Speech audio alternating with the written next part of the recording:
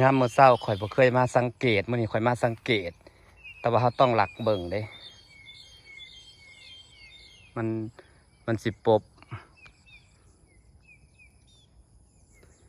ยามมื้อเช้าปลามันสิเข้าฝั่งมาหาหลอกกินปลาหมูน่ะงามงามพี่น้อง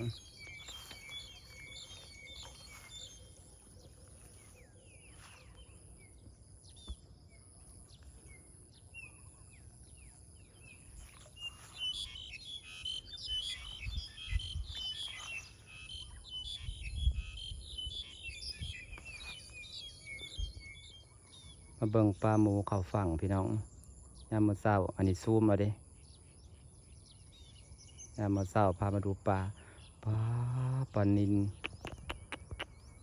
ขึ้นมาอากาศยามมื้อเช้าพี่น้องหลายแฮง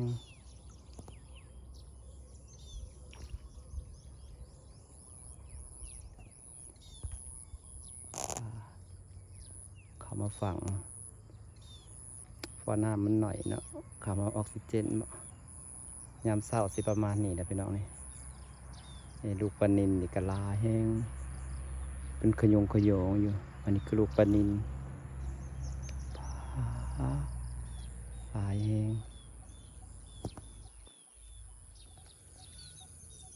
พาพี่น้องเบิ่งปลายามเช้าพี่น้องนี่มันขึ้นมากินยามมื้อเช้าสิขึ้นมาฝั่งเนาะหลายแฮงงามพร้อมเด้นี่พี่น้องซูมเป็นเบิ่งอย่าลายตาเด้อเพราะว่าคันเฮาขยับตัวอย่างมันสิดิ่นผัวมันสิโตนลงนี่ขึ้นมาเต็มฝั่งแบบนี้ทั้งตัวใหญ่ทั้งตัวน้อยหัวขาวๆแล้วคือปลาหมูได้พี่น้องเป็นจุ่มนะคือปลาหมูได้งามพี่น้องจะเบิ่งนี่เบิ่งซอยกันนะสะพงามแท้นะจะอ่อนเด้เนี่ยปลาหมูขึ้นมาเล่นน้ำนะจะขึ้นมาแต่ยามเช้าดอกพี่น้องนี่เห็นบ่ปลานะยามมื้อเช้ามันสิขึ้นมาหนาน้ำนี่แหละปลาหมอกปลาหมูขึ้นมาเบิดปลานี่ซูมฟังให้เบิ่งนี่พี่น้องซูมตามตาพังให้เบิ่งมีแต่ปลาหมูปลาอย่าลายตาเด้อพอเขาไปเบิ่งไก่มันเสียนี่เด้มันก็สิปบลงเบิดนี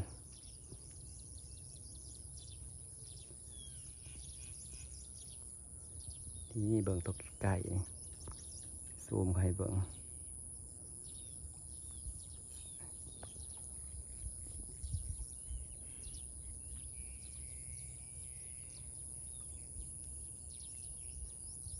ซูมพี่น้องเบิ่งปลาหมูอันนี้คือปลาหมูนี่พี่น้องนี่ข้างมันแหลมนี่คือปลาหมู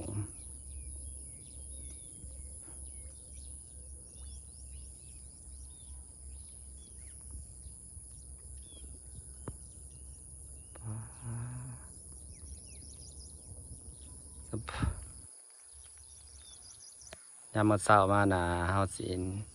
ปลามันย่างมันสิแตกฝั่งพวบนั่นหันบ่หามตีนมันสิปบลง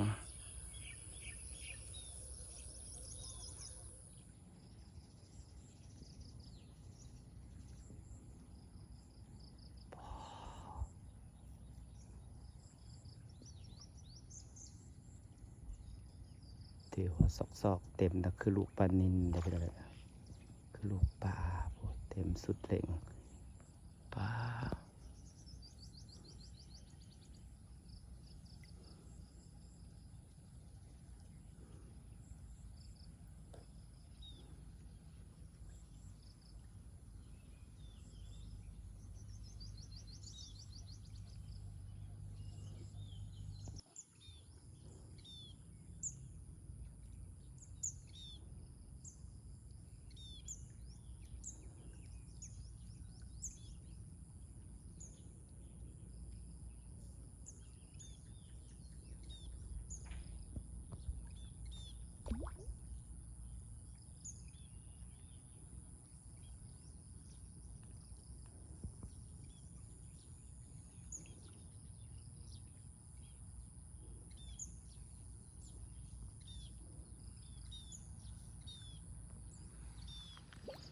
ยามเช้าปลาสิขึ้นมาหน้าน้ำเนาะ ขึ้นมาหนาน้ำเต็มอยู่บัดยามเอาอย่างมามันก็สิโดดลงแซวๆเดี๋ยวสิเจาะเบิ่งอีกกัน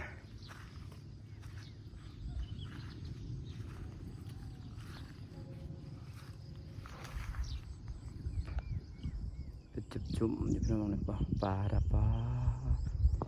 งามๆสีดำๆนะคือปลาหมูเลยพี่น้องนี่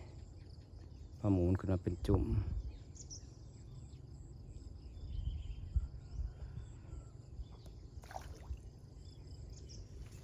เป็นหนังข้าวหยางมันสิแตกก็ต้องเป็นหนังซื่อๆพี่น้องมันจะอยู่กันแบบนี้ตื่นเช้ามานะปลานะจะขึ้นมาเต็มอยู่ขอบมันมาขึ้นมา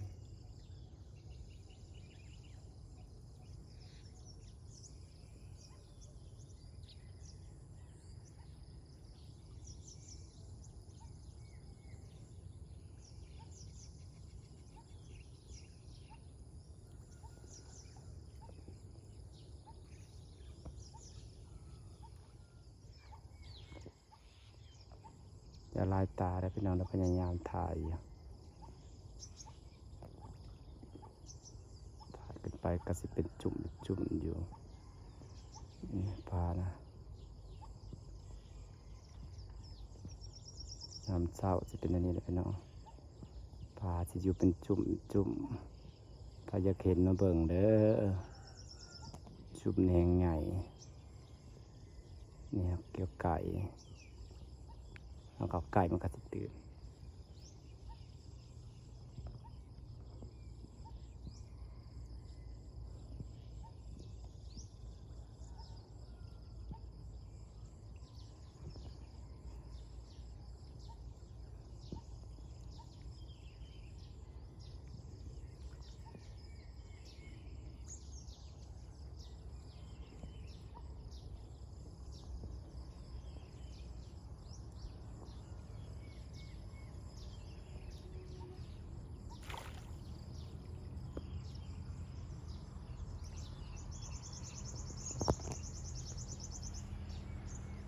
ตัวใหญ่เลยเด้อปลาหมูนะตัวพวกใหญ่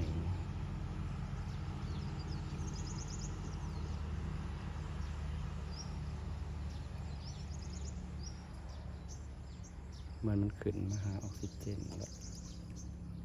วันนี้ต้องเปิดน้ำพุแล้วแหละ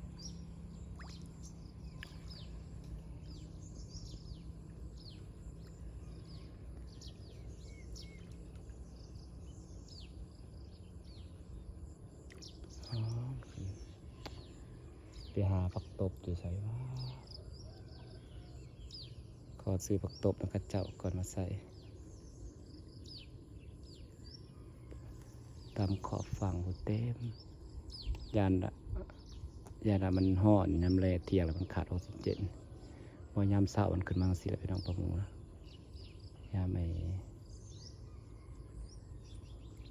อันนี้มันกระสิลงอยู่ในถัง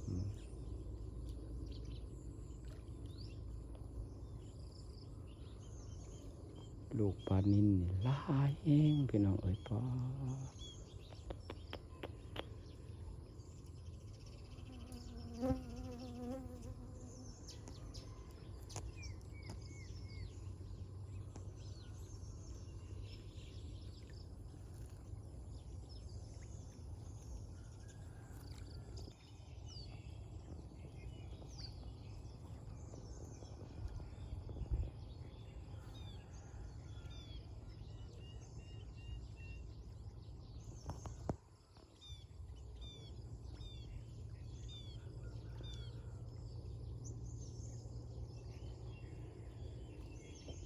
เบิ่งกบเพิ่นหากวนหมูกบก็หากวนหมูกลางที่ถ่ายรูปปลาแตกออกเสียกบกวนหามันนี่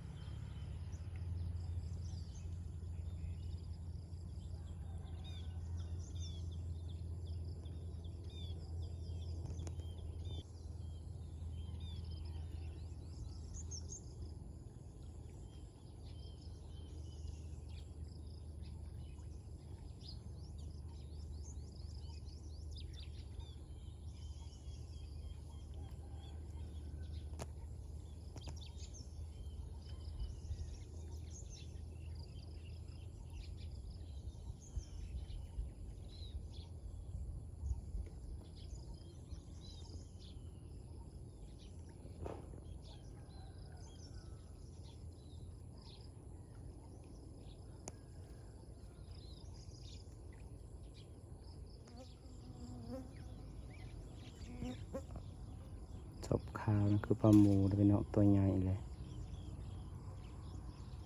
ตัวใหญ่แห้งเลยนี่ตัวใหญ่เลยไส้ใหญ่เลยจะเป็นแม่แล้วจะว่าไข่แล้วจะ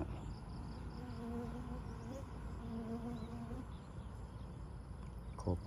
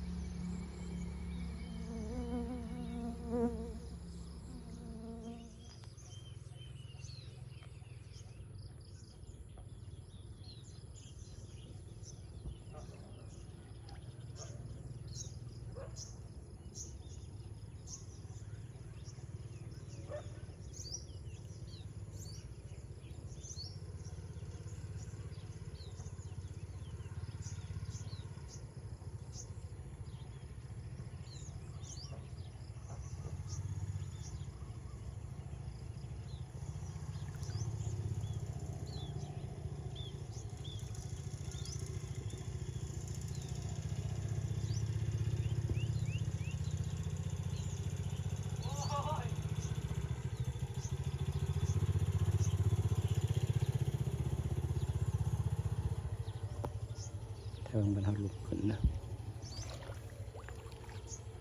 แตกสดสวนเป็นมาขุดคลองนะจ๊ะพี่น้องกำลังเป็นรูปเป็นร่างมวนนี่ก็คือสิปุแหละปงมนเดี๋ยวก็สิแหล่ดอกมวนนี่ตัวสูตรนี่ตัวหัวเล็กเก้านี่คือสิแหล่ดอกเนาะพาไปลองเบิกป่าบรรยากาศไว้สักนิดจ้ะพี่น้องจ้ะขอบคุณเดี๋ยวมาพี่ยกย้ายไปนั่นคุดนา